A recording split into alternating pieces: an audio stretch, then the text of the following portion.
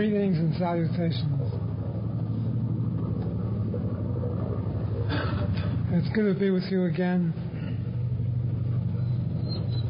This beautiful sunny day.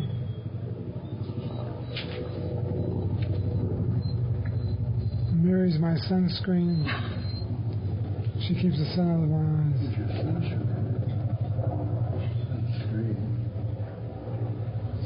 She's the screen. She looks luminous to me. What would you do if you woke up in the morning and found that you have no body? Well, look for it. Sing hallelujah. Yeah. Hallelujah. There was nobody there. How would you do that? Oh, what a blessing. You looked under the covers, you're looking for it, but you can't find it. Who's looking? Stop looking. Who's looking? Really? And you also realize the source of the thinking of these things are not you. You are somewhere as a witness to the source that you are nobody, and there's nobody there. Yet, you feel your essence in everything. In the furniture, in the bed, in the windows, the whole universe. And when your wife or husband comes in, or children, they see you as a body. Yet you know 100% that you're not a body. You never were a body, there is no body.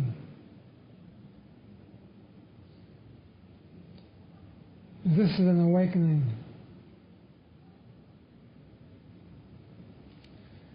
The paradox is that you are sure there is no body, yet the body appears. And when you become adjusted to yourself, you see a body which is supposed to be you, but yet it's not there. You know there is no body, and there are no thoughts. Yet something is thinking and something appears to be a body.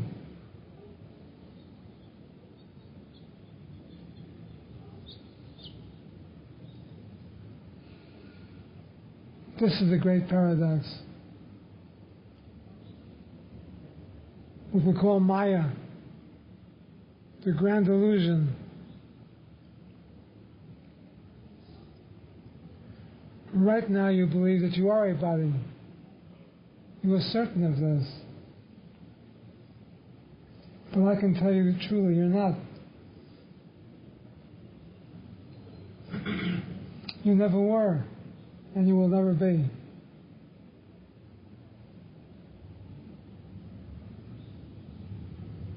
Yet you identify with what you call a body. You go through experiences in life. You're happy, you're sad, you cry, you laugh. You're sick, you're healthy, you're poor, you're rich. And you go through all these vicissitudes of life, making a career out of yourself,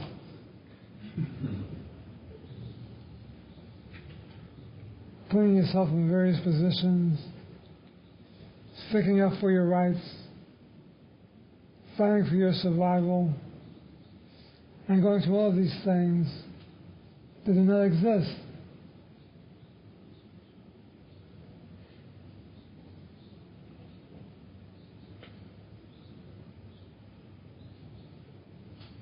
This is the way you are now. This is the truth about you right now. You do not exist. Yet you appear to exist.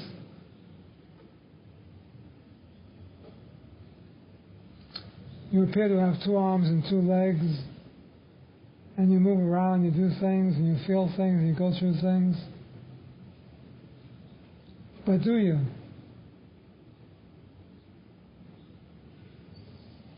I can tell you for sure you don't. You never have, and you never will. When you realize this about yourself, you stop being hurtable. Nothing can ever hurt you again. Your feelings can never be hurt because you have no feelings.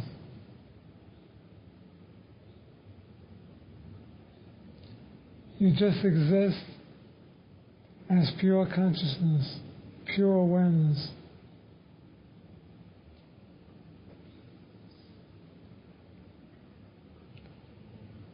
Try to follow me on this. This is your true nature right now. Pure awareness.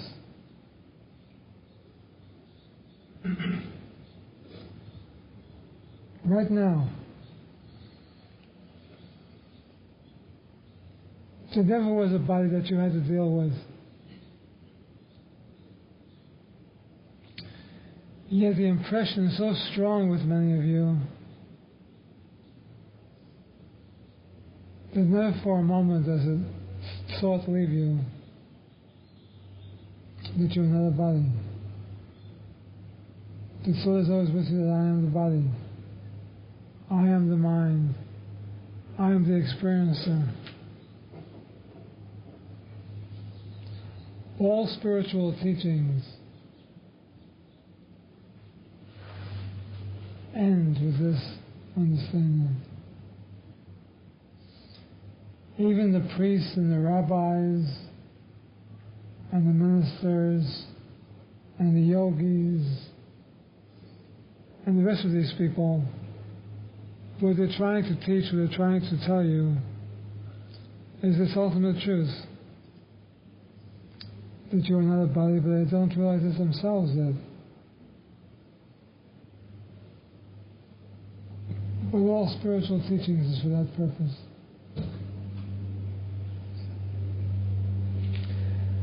Just as if you were going to become a doctor,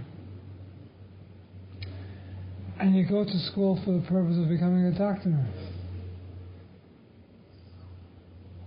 You go through the second grade, the third grade, the fourth grade, junior high school, college. You're doing all of these things to become a doctor. You might not even know that you want to be a doctor yet. But you're taking the prescribed courses, biology, everything that you need to take. And finally it strikes you that you want to be a doctor and you become a doctor. So it is with all the religions and all of our spiritual practices. We say we want to become this, we want to become that. We want peace of mind, we want riches, we want all of these things.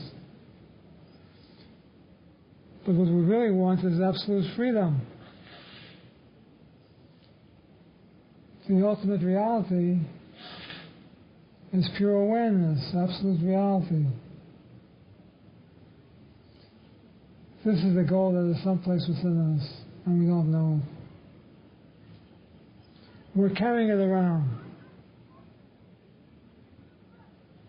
The ultimate reality is part of us already. But yet we go through all kinds of practices, meditations, sadhana, trying to awaken the Kundalini, doing all kinds of tantric exercises, learning the Kabbalah, practicing Taoism, doing all these things that are completely unnecessary and ridiculous. They're all a waste of time. But then again, they're not a waste of time. They're not a waste of time because if you didn't do them, you wouldn't be here, you wouldn't be in a class that teaches Advaita Vedanta. You wouldn't be seeking complete freedom. everything you've done has led you to this.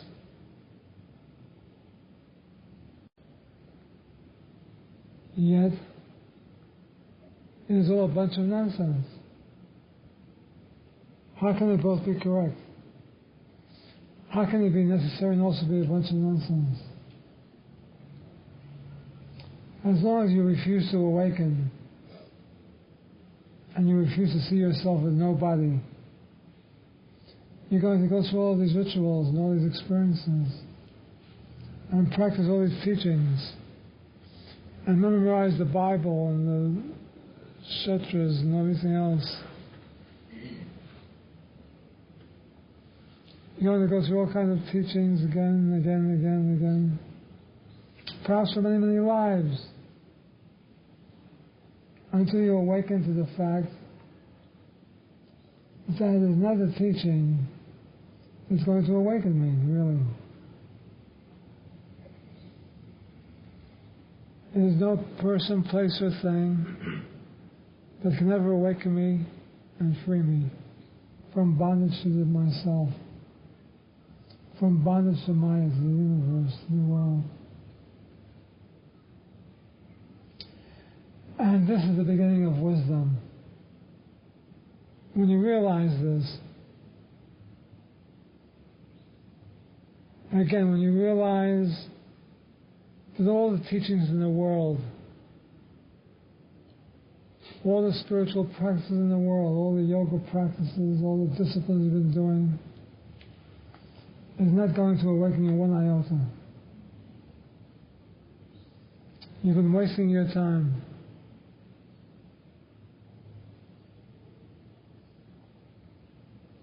There's nothing that can awaken you.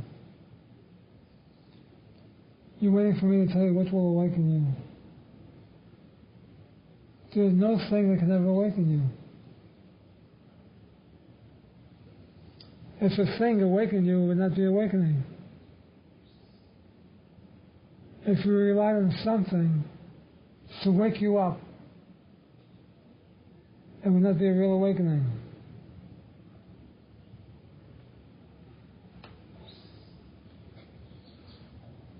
What happens is you simply begin to see.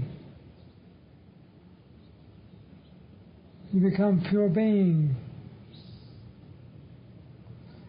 But nothing made it happen. Do not think that all the hard work you've been doing will make you awaken faster. I'm telling you these great truths tonight for your own benefit, because most of you have been here for a long time.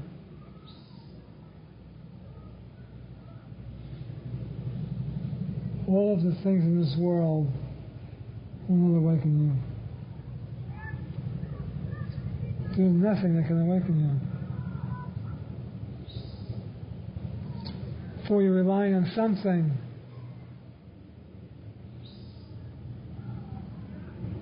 And all the things simply pull you deeper and deeper into Maya.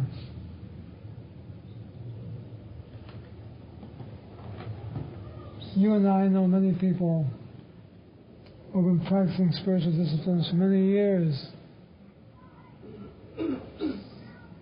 They can recite the Bible backwards and frontwards.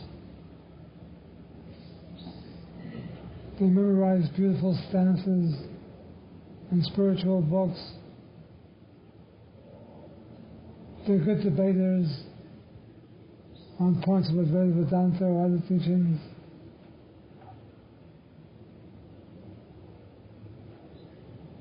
They've been around the world with many teachers, many places.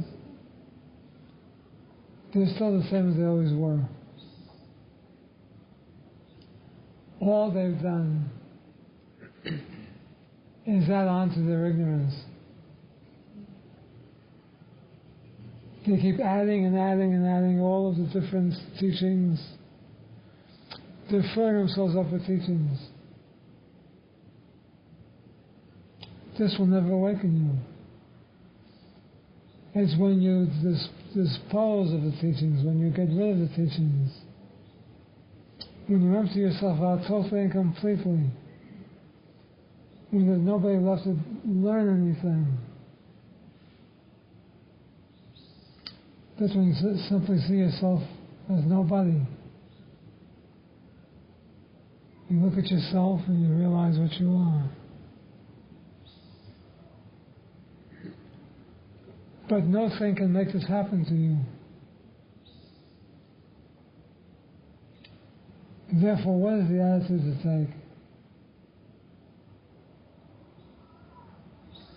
No attitude.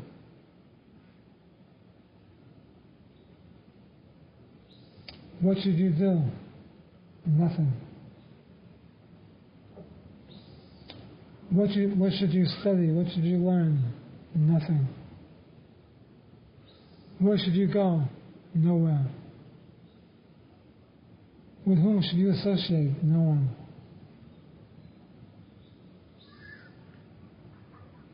When you can get to this place, you are already awakened.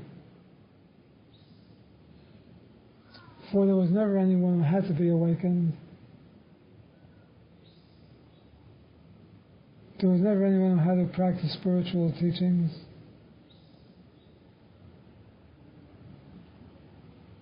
There was never anyone who had a body.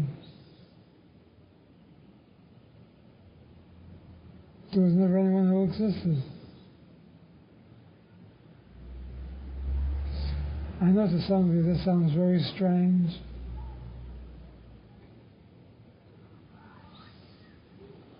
It is the truth.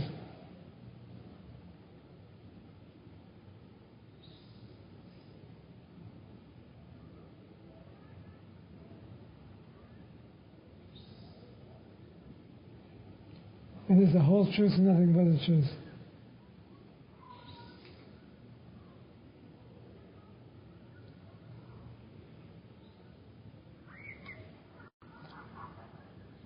The only way you're ever going to learn this is by not learning anything.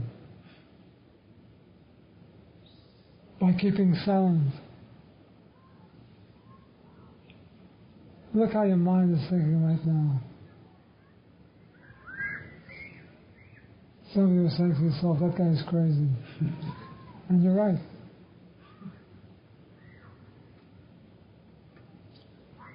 Some of you are already thinking about lunch tomorrow, clothes you're going to wear, going to work. Your mind immediately starts to think.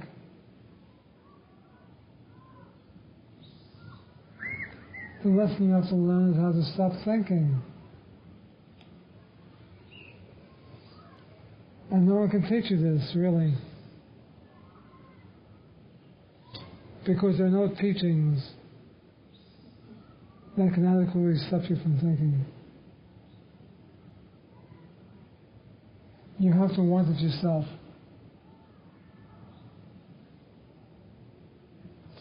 In other words, instead of looking to me or any other teacher,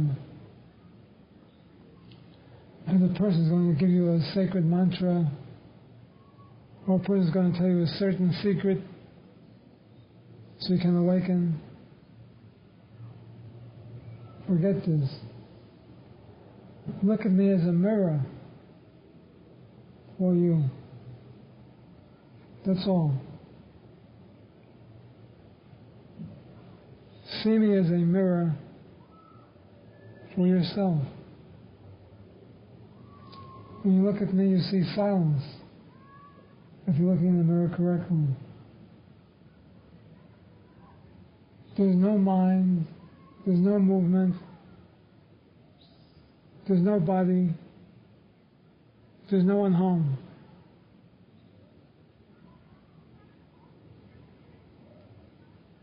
Then you see yourself.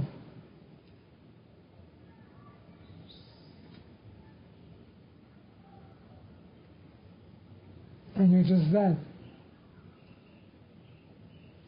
Remember, you haven't awakened to it, but there's no one to awaken. Always remember this. Many books, many teachings tell you have to awaken. Who has to awaken? There was never anyone asleep.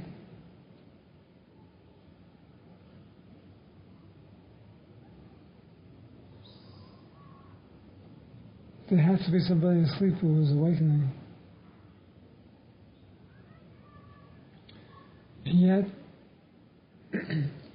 where you're coming from, you believe you're asleep, you believe you need a teaching, you believe someone has to touch you or give you a mantra or do something to you. You always want something. You always think you have to get something from the outside.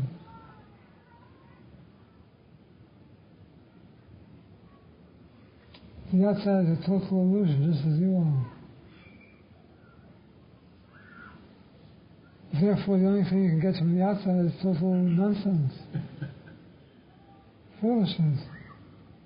Maya.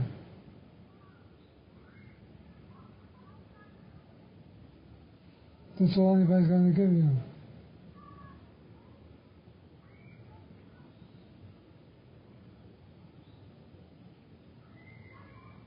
You have to listen to these words and act accordingly.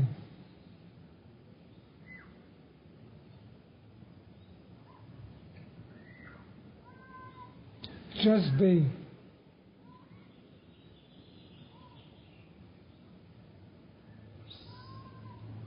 Do not be this or that. Do not think of just being. Just be.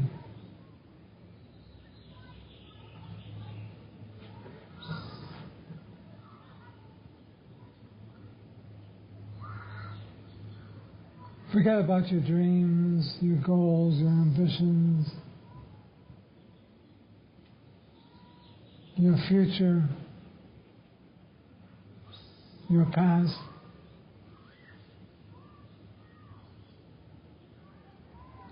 These are all illusions.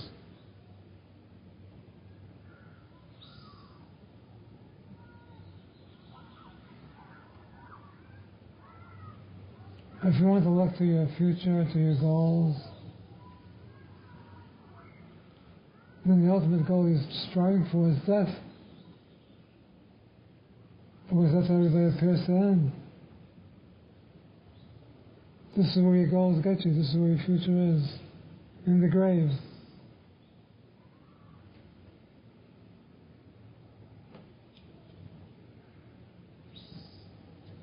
This is where everybody appears to wind up.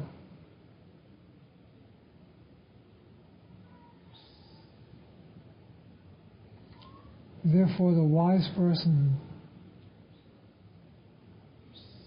begins to know themselves as absolute reality before another day passes.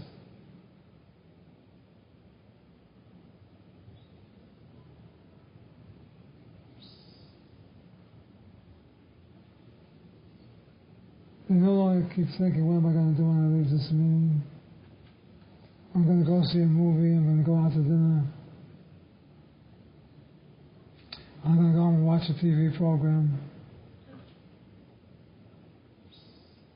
I'm going to go and listen to records.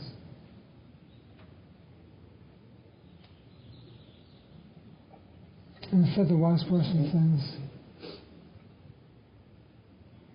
I have nowhere to go and I have nothing to do.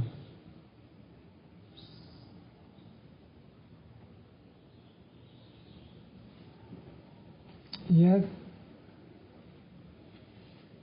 you will do some things that you have to do. You will still go to a movie. You will still watch TV perhaps if you want to. You will eat dinner. But you'll realize you're doing nothing.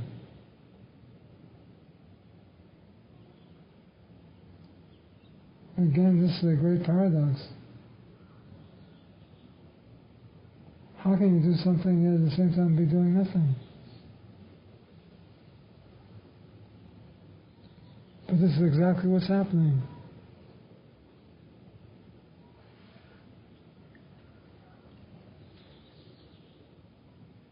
Your body will appear to go through the motions and do all sorts of things. But you are doing nothing.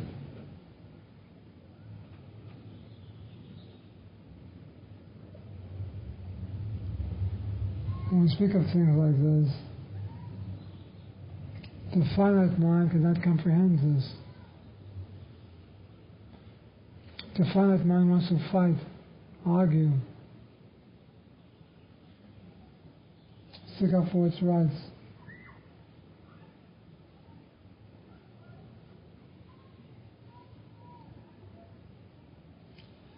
And many people forget about this kind of a teaching and go about their business. And they say, well, let's whatever happens, happen. It is only very few people that can grasp what I'm talking about.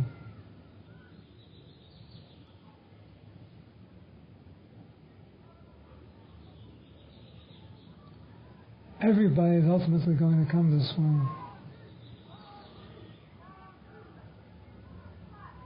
Everybody's going to awaken one day. And yet, as long as you're engrossed in the body, the way you are, and in the world, and persons, places, and things,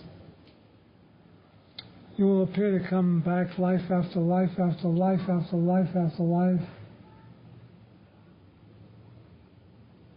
until you come to the conclusion I've come to.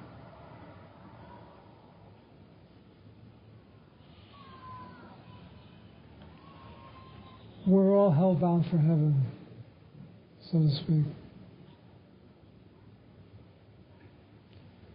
Everyone's going to get to this place, whether we like it or not.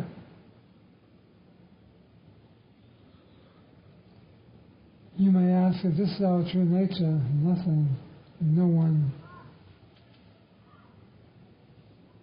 How did I get here in the first place?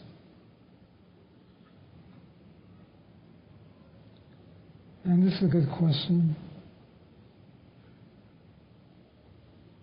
Who asked that question? I did. So ask me.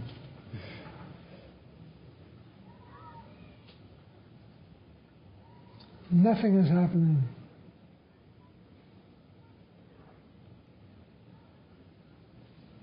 You never got here. There's no here to get.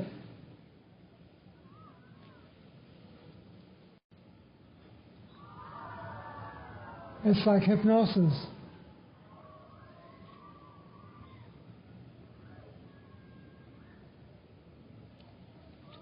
Many of you have seen people hypnotized.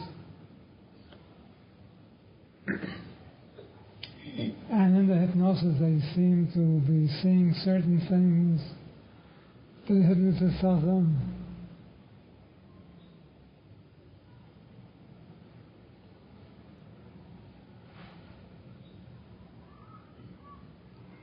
That these things do not exist.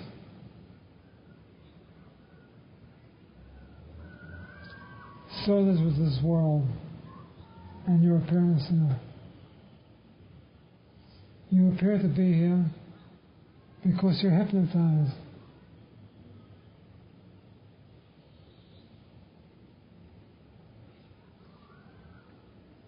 You have certain thoughts, certain feelings, certain emotions because you're hypnotized.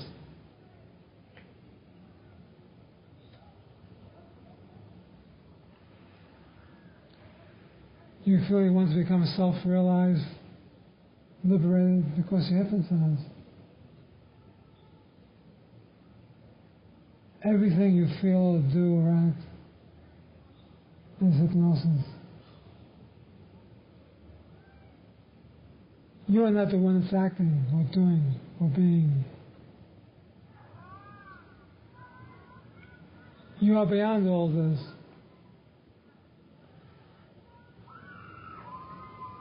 You are boundless space. Nirvana. Satchitananda.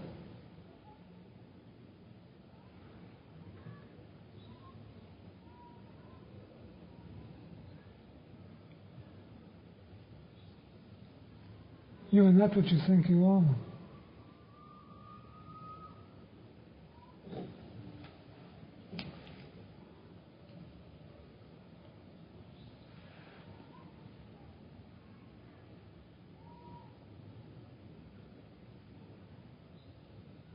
for eternal happiness.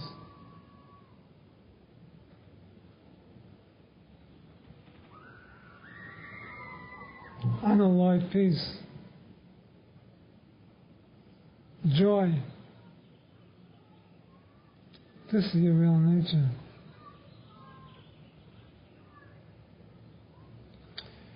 You are the substratum of all existence, the underlying current out of which all things come.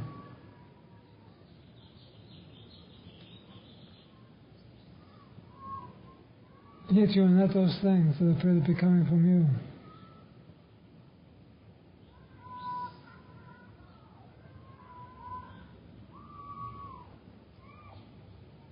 You can tell if you're getting closer to this by the peace that overwhelms you, the happiness that takes you over.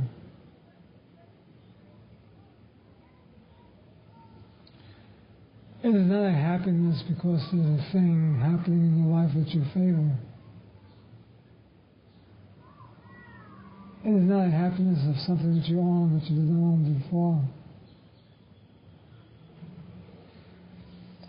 It is not a peace because you're in the right environment and you feel peaceful. It's a peace and happiness that is always with you. You are that peace, you are that happiness. It is always there, it never leaves you.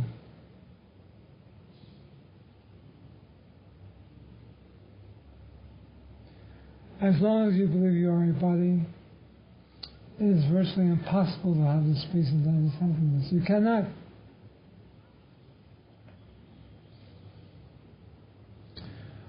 For a body is part of the world conditioning.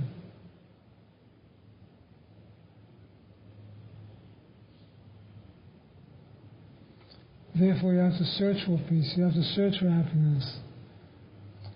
You believe that if you do this, you will be happy. If you do this, you'll become peaceful. And then when you do this and you do that, the happiness and the peace, how long does it last? For a short while, things change, environments change, conditions change, your family changes, everything changes. Therefore, again, it is virtually impossible to have real peace and real happiness as long as you believe you are a body.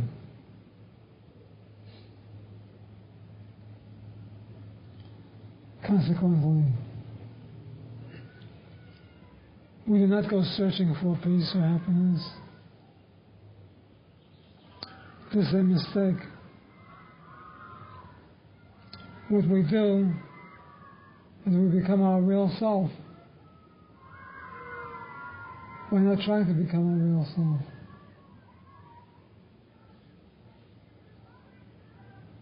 All this begins by quieting the mind.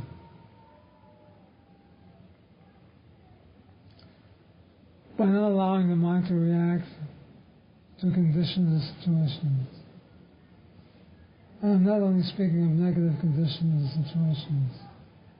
I'm speaking everything that arises in the mind. When you wake up in the morning and you see the beautiful trees and the sun up, the mountains, the flowers, birds, this is also a false image. It is not a truth about you. You're not trying to exchange bad for good.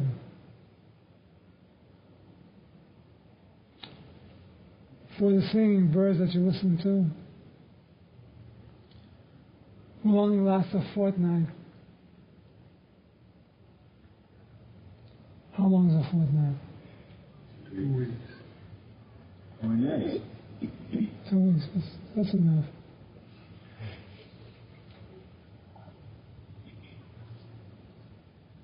All the trees you see will die in the winter time, or change in the wintertime.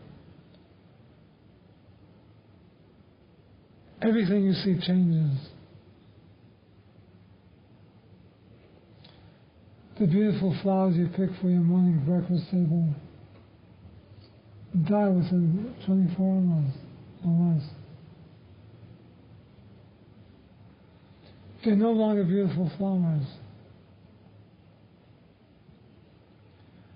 What I'm trying to show you, you cannot depend on anything in this world for your happiness or your peace. It's a false premise.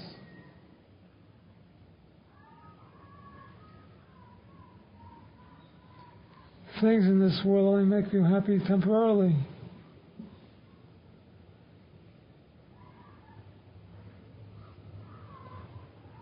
When you come to the realization that you're not the body,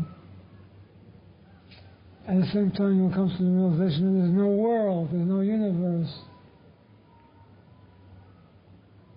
there's no God.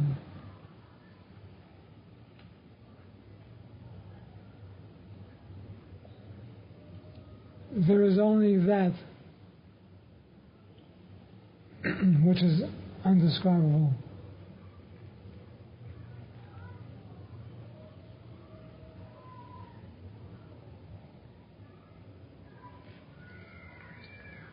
You have to be very honest with yourself.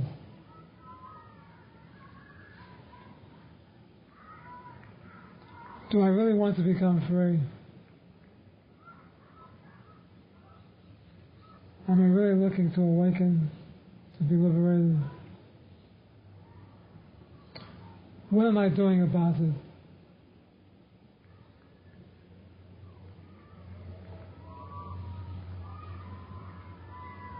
Be honest with yourself.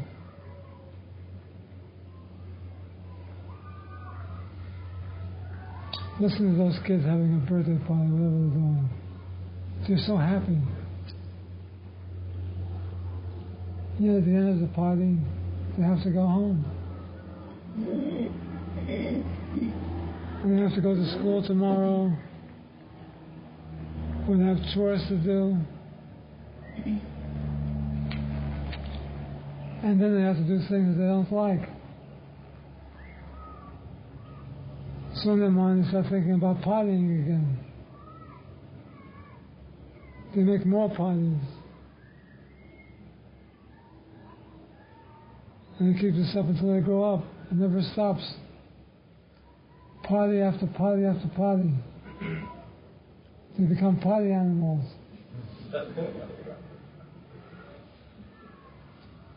Searching for happiness, searching for peace,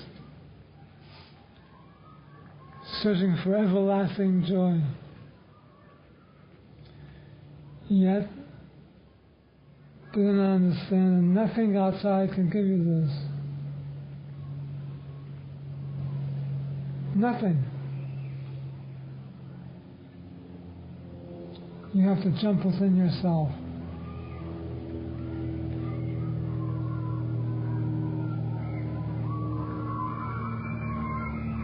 You have to learn to sit in the silence, to quiet the mind. And it will come by itself. You do not have to pray for it, or practice sadhanas, as I said before, do certain rituals, or read certain books.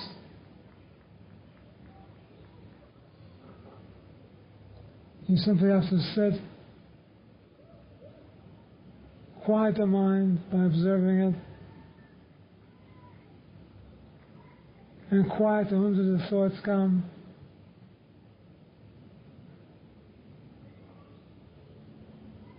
Be still and know that I am God. That's all I have to say.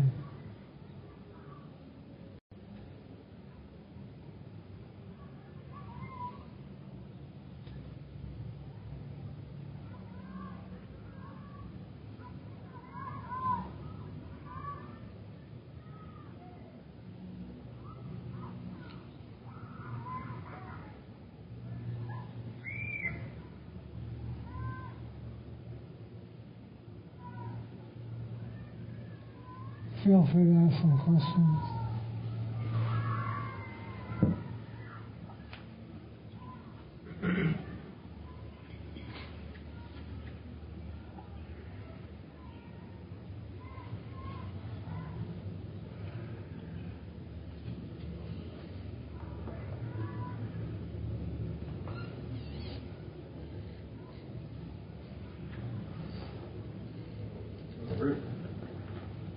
What is love?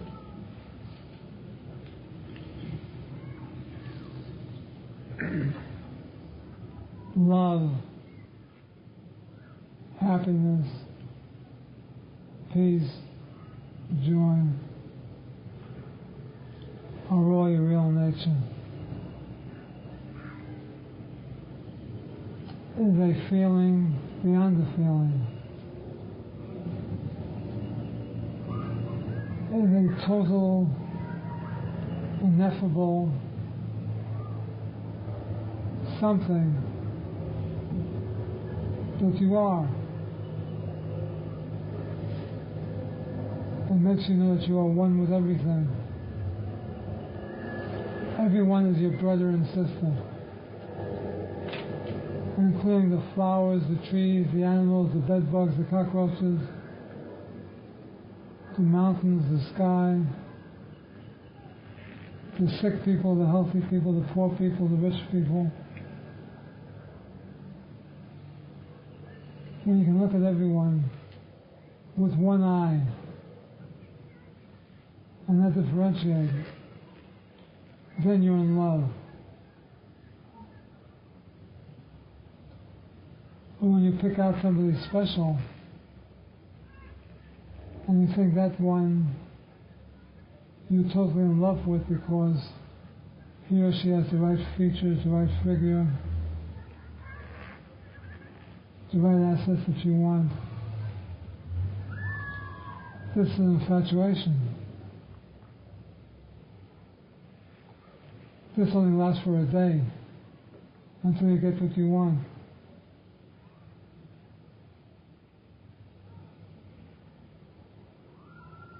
But true love never changes. It doesn't go away because it never came from anywhere. It's just something that is. And you are that.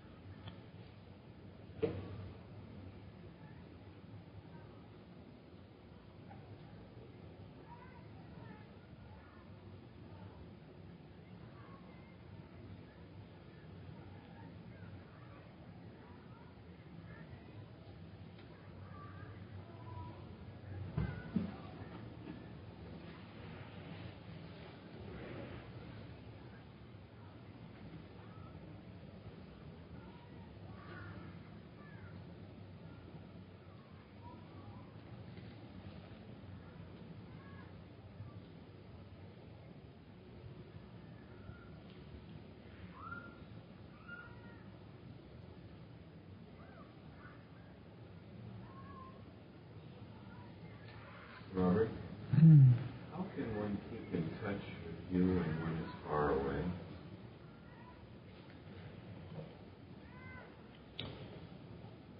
The self is all pervading. Therefore, the self is always wherever you are. It never came from anywhere and it never went anywhere. It just is. Therefore, wherever you may be, If you think of the self thinks of you. But the same self that you see sitting here is within you. It is your essence. You may be in Cambodia or Bali, India, Tibet, anywhere. How can the self ever leave you?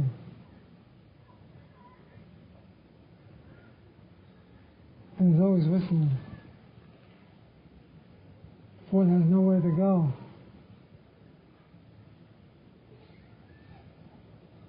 It is pure omnipresence.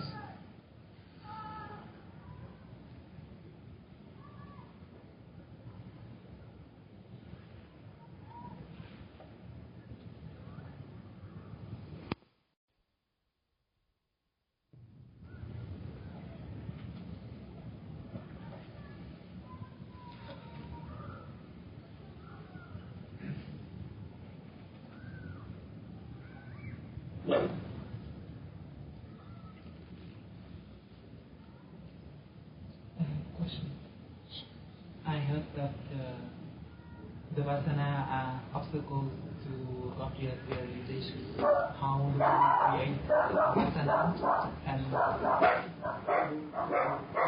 Vasana? How do we create what? The Vasana. I have one of the Indian Vasana. Oh, Vasanas. Yeah. How do we create Vasana? Because I heard that the Vasana are obstacle to God realization. And what should we do to destroy the Vasana? For whom is a Vasana? Where did it come from to begin with?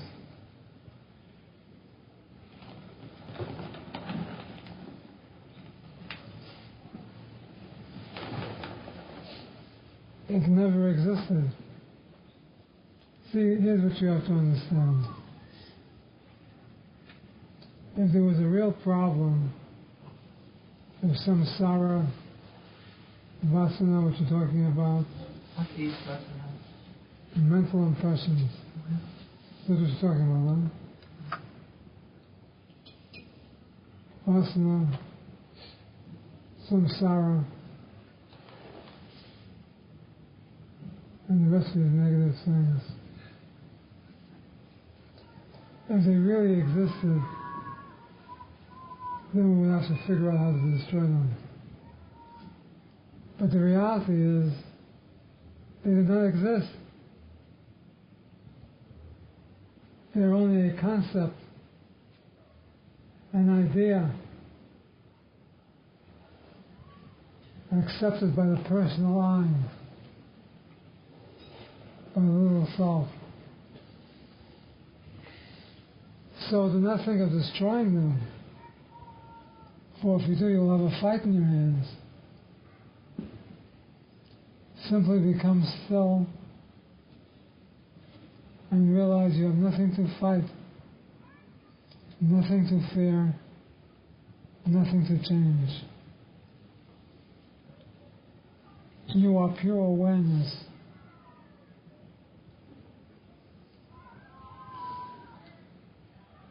There's nothing you have to fight. You see what I mean? Mm-hmm. You have nothing inside of you that's holding you back. It is all your imagination.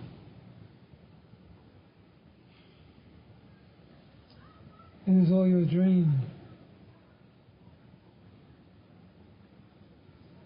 It appears to be real. It's all Maya. It doesn't exist. Wake up. You are free.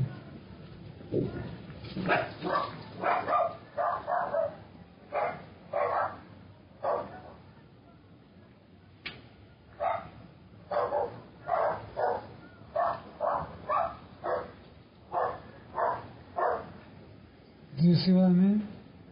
Does that mean that I I have already had a lot of mental impression in my mind, and perhaps through my past actions. And when I sit for meditation also, this mental impression arise. And this means that I should not go after them. And if I stay every day in such no seeking, then I will realize God. Does it mean so? There is no one who has to realize God. Do not think about the past. Do not believe there are past lives where you have to sit and work and pray and do spiritual sadhana. Forget about that. Be here now. This moment, in this moment, you are awake. In this moment, there are no hindrances holding you back. But I'm still in my body. Says who? That's a belief. This is the hypnotism I was talking about. This is the Maya. This is the illusion that you are still in your body. And if you do not believe right now that you are not in your body, you will never believe that you are not in your body. You will always appear to have a body until the day comes when you sit down and you say, I have no body. And it's gone. As simple as that.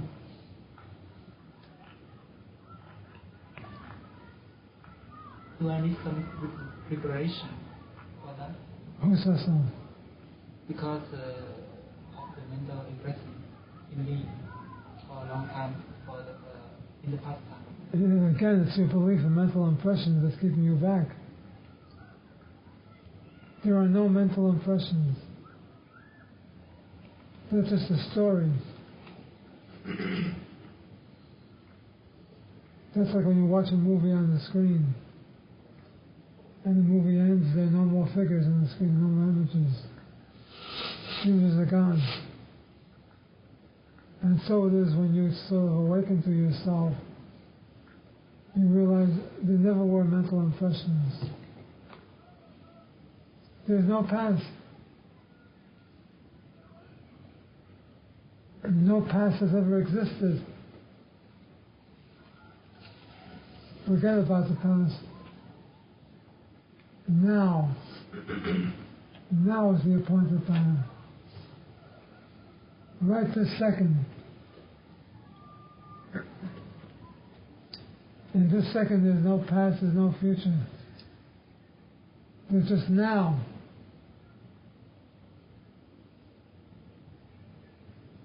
And now is another name for absolute reality, for nirvana. This is now.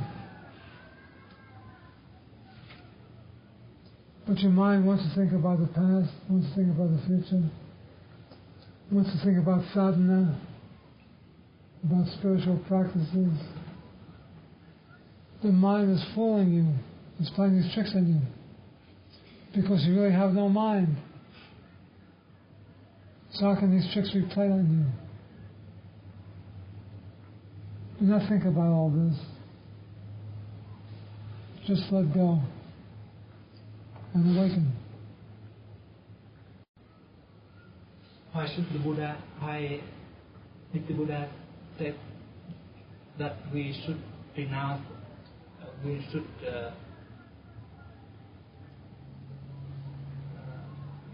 our sense organs, so to say? Because if you say I am now myself, I am pure consciousness. But if I use my sense organs, then how can I stay in the self, as my pure consciousness? The problem is you believe in your sense organs. You believe that you're using your senses. What I'm saying is stop thinking all these things. The pure teaching of Buddha was no mind, no body. No preparation, nothing. And yet he spoke differently to different people. For to have a teaching, you have to have different things to say. Therefore, voluminous texts have been written about the Buddha and his teachings. But in reality, his teaching was very simple. No one exists. There is no mind. There is no universe. Yet to explain this to the people, he had to tell all kinds of stories, make up all kinds of things. Because the people of that time, just like the people today, insist on hearing stories. They want methods to work with. They want things that they can practice and things that they can do. But in truth, you are the Buddha. Right now, just the way you are. You have the Buddha nature. You are that. There are no samsaras, no samskaras. Nothing like that exists. You are totally free. Why not accept your freedom and be happy?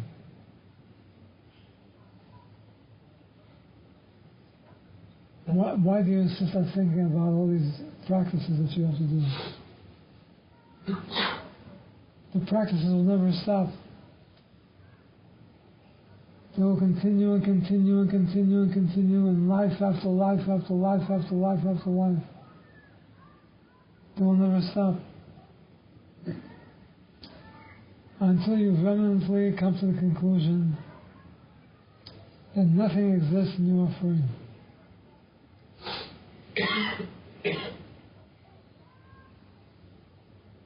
So you're thinking about this. That spoils it. Because when you start to think about it, you come up with vasanas, with some skaras, with some saras, with all kinds of nonsense. Stop thinking and be free.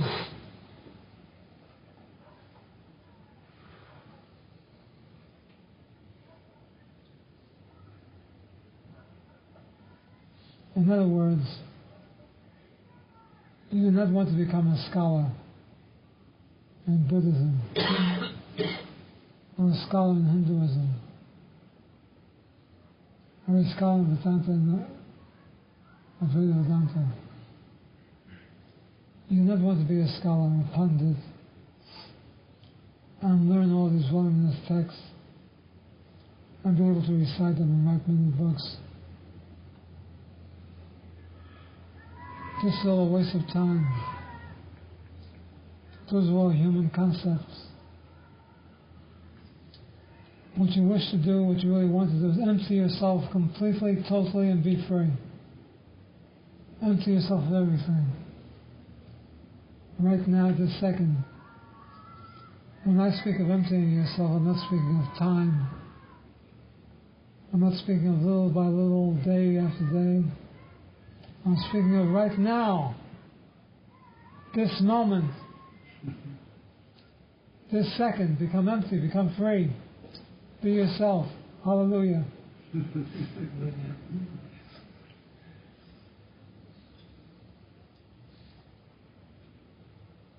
I think everybody here wants to be that, but it's not possible. Don't concern yourself with everybody else. You become the first one to be free. Leave everybody alone. When you become free, you'll realize everybody else is also free. There's no bondage. There's no enlightenment.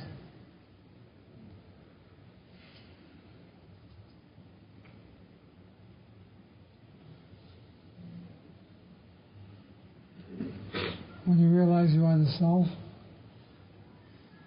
you will realize everybody is also the self. You are the self of all.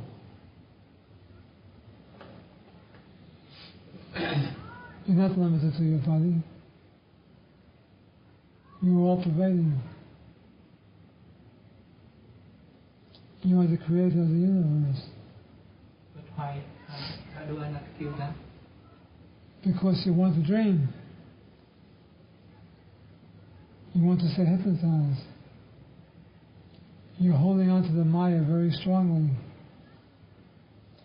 You're holding on to your teachings and your past and all the mind stuff that's going on with you. You're holding on to these things.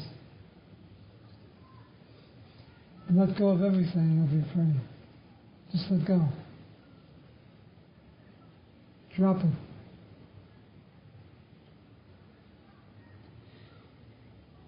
Everything impermanent. Excuse me? Should I let go of everything impermanent, changing? Let go of everything impermanent, everything permanent. Let go of everything. Have no concept of reasoning whatsoever. Make no differentiation between permanent and impermanent. When I say let go, I mean everything. Everything. Hold on to nothing.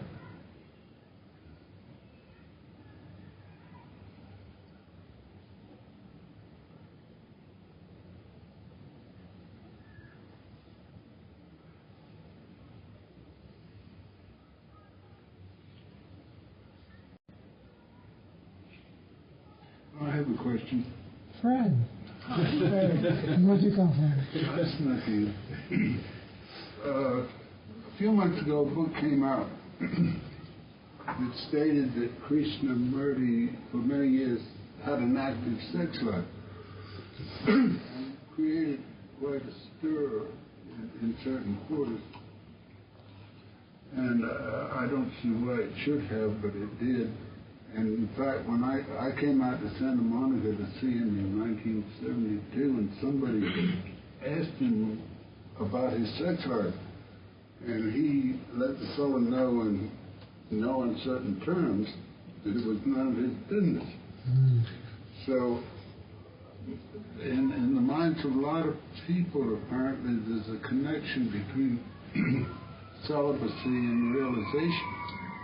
And I wondered if you wanted to comment on that idea, which seems to be prevalent in certain circles. If you will spend your time disappearing, you wouldn't have time to think about sex life and no sex life. Leave those things alone. It makes no difference. Keep your mind on losing your mind. Keep your mind in reality until your mind disappears.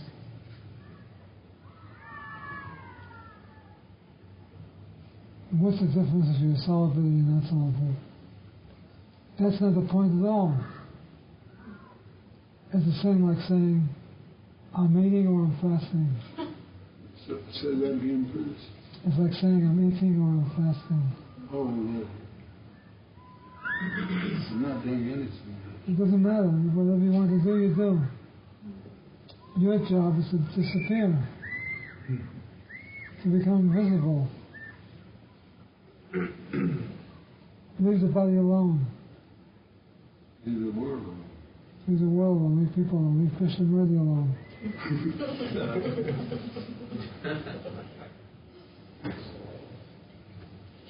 You advise us when we attempt on trying to sit in the silence, that when a thought appears that I don't like or seems to be serving no purpose, I say drop it. And that seems to work pretty well. But it doesn't take long for another thought to appear, and I have to do it again. And I heard something the other day that I thought was kind of interesting. Ramdas, the American Ramdas, when he is in this position, he tells the thought, go back to the kitchen. And I thought that's kind of cute because what it means is that thought doesn't belong in the front of the house. So I thought that's kind of cute. Well, that helps you do it. By all means, you want to go back to the kitchen? I usually drop it. For the most part. You can drop it in the kitchen. I'm for it, I guess.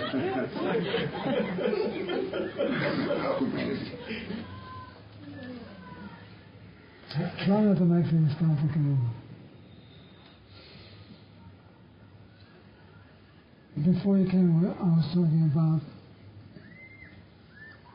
we don't have to learn any methods. Do not look for methods.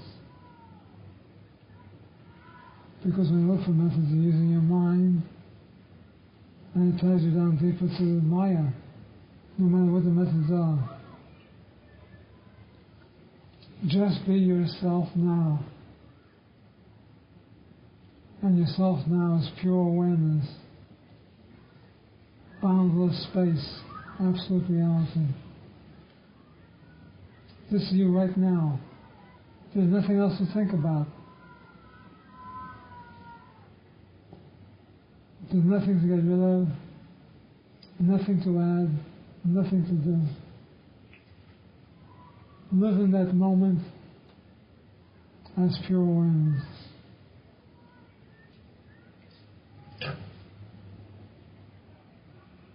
Thank you.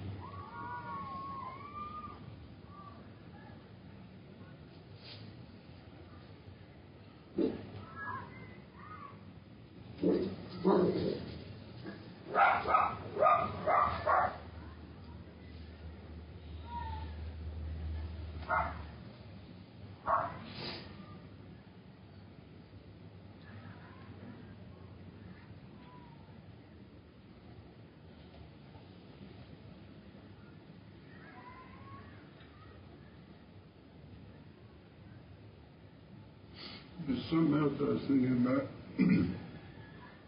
Not long after I got sober, I was talking to a guy that had experienced a lot of DTs, delirium tremens. And I asked him, are the things that you see and feel in DTs, are they real? And he said, oh yes, they're more than real. And I've always wondered if that, he said that because in that experience, those things appeared or were felt without going through the filter of the conditioned mind. That's a good point. When alcoholics have DTs, they see all kinds of things, elephants on the walls, all kinds of visions, hallucinations, and they appear real, very real. Really? And no matter how much you tell them they're not real, they will not believe you. Such is the workings of the mind. Like it's working like that? The mind can accomplish anything, do anything.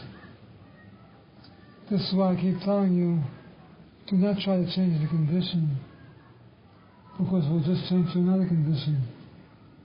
Get rid of the mind, and the condition will never come back.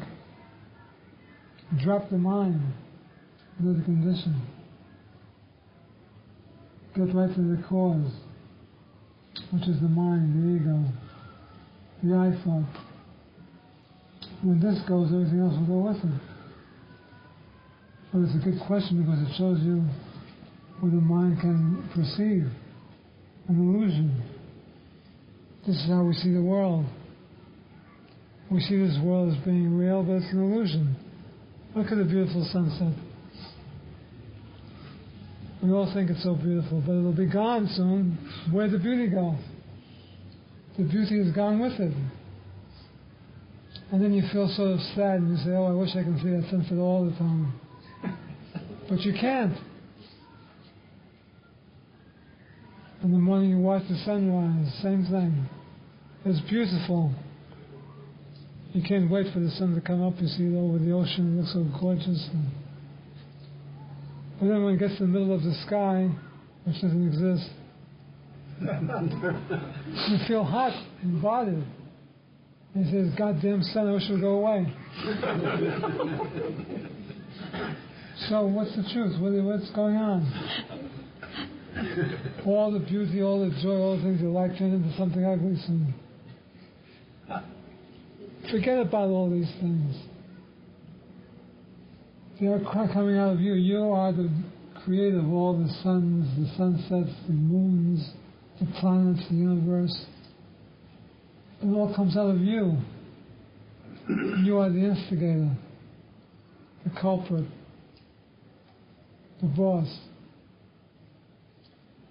You may stop playing the game every time you wish by pulling everything back inside of you. The whole universe pulls like a rubber band, snaps back inside of you. And then you are the self. So again, do not rely on anything in this world to make you happy, because everything is temporary. You turn into something else. Rather turn into the truth. Become the truth. The reality, the absolute reality. The pure awareness.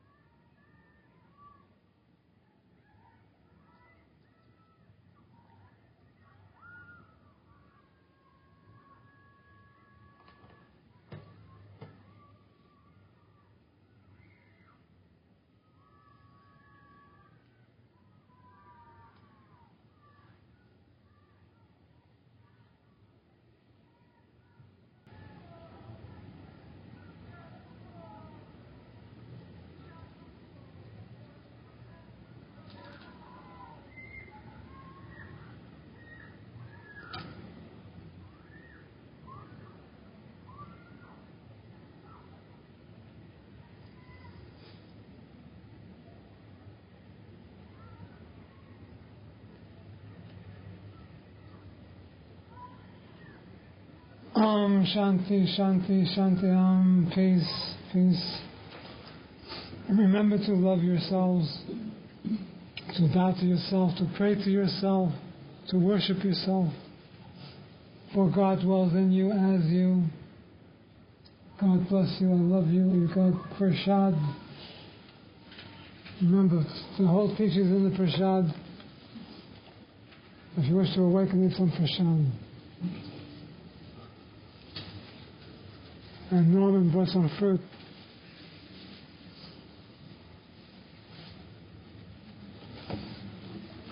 What does the word Prasad mean, Robert?